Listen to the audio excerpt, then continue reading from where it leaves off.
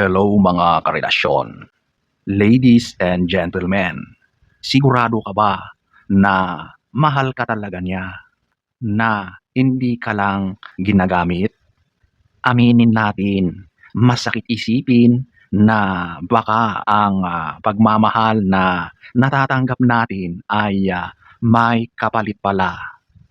So sa bidyong ito, pag-uusapan natin ang mga senyales na mahal ka lang niya kasi meron siyang napapakinabangan, meron siyang napapala sa'yo. So ladies and gentlemen, kung nakaka-relate ka, manood ka. Whoops, hindi ko naman nilalahat. Okay? So umpisahan na natin sa number 1. Ito yung kapag wala ka ng naibibigay ay naglalaho o nawawala siya, naggo-ghosting. Naku, napakaraming ganito ngayon. Subukan mong tumanggi sa lahat ng hinihiling niya sa iyo. Kapag bigla siyang nawala o naging malamig ang pakikitungo sa iyo, ibig sabihin, hindi pagmamahal yan. Kasi ang tunay na pagmamahal, may naibibigay ka man o wala, mahal ka pa rin niya. So ang taong ito ay nananatili lang kapag meron siyang nahuhuthot sa iyo.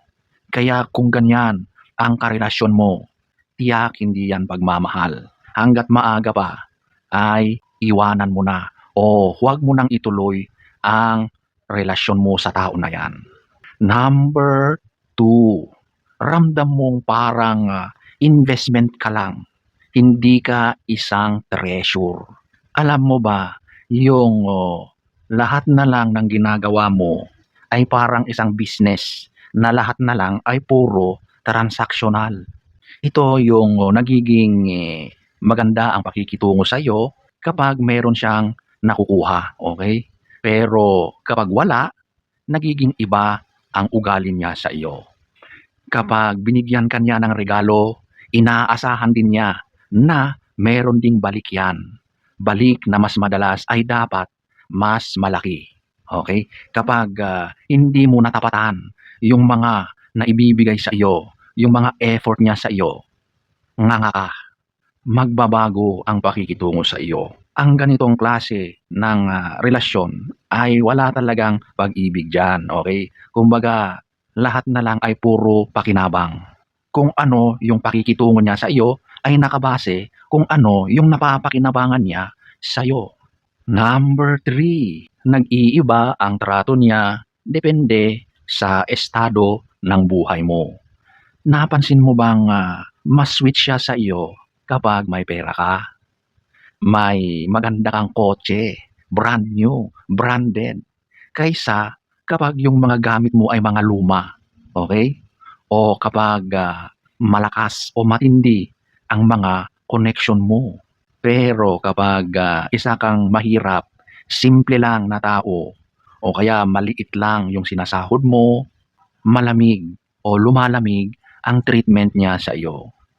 Ang mga ganitong tao ay hindi pagmamahal ang hanap, kundi ang tunay na tinitignan lang sa iyo ay kung ano yung mga benepisyo na makukuha sa pakikipagrelasyon sa iyo. So kapag ganito ang setup ng relasyon nyo, walang pagmamahal ito, kundi nakabase lang sa mga pakinabang na nakukuha sa iyo.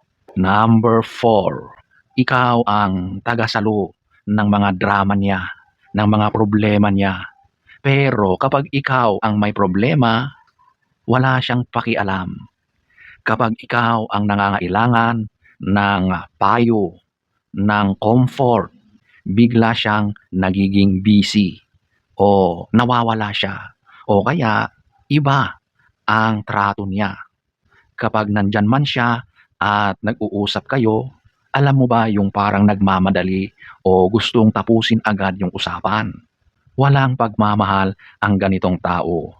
Kumbaga, nagkukunwaring mahal ka lang kapag maayos ang lahat. Pero kapag nandyan na yung tunay na problema, wala na siya. Number 5, ito yung palagi siyang nandyan kapag may kailangan.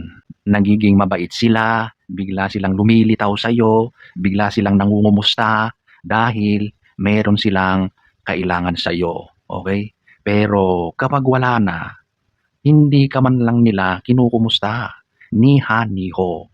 Ang tanging dahilan lang kung bakit siya nagte-text o tumatawag ay kapag meron yang pinagdadaanan. Pera, stress sa trabaho, mga pabor na kailangan. Ginagawa kang isang emergency hotline. Ito yung nandyan siya kapag literal na may emergency. Number 6, ito yung nagagalit siya kapag nagse-set ka ng boundaries. Alam nyo, mahalaga sa relasyon na meron kayong gabay, meron kayong sinusunod na mga patakaran. Hindi pwede yung kanya-kanya. Hindi pwede na kung ano lang yung gusto mo, gusto niya, yun lang ang masusunod. So, kapag ikaw ay naglalagay ng mga panuntunan, mga boundaries, at siya ngayon ay umaangal, ayaw niya, hindi siya sumusunod, ibig sabihin, wala siyang respeto sa'yo. Ang ganitong tao ay hindi mo dapat pagkatiwalaan kasi sigurado na rule breaker ito. Ayaw niyang pasakop sa mga panuntunan at ang ganitong tao, hindi pagmamahal ang hanap, kundi nandyan lang siya dahil alam niya na meron siyang nakukuhang kapalit sa'yo.